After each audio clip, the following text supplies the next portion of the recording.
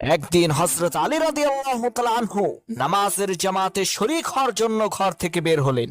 এদিকে কয়েকজন কাফের ফন্দি আঁকলো যাতে হযরত আলী নামাজের জামাতে শরীক না হতে পারে। তাই তারা হযরত আলীর পথে দাঁড়িয়ে রইল।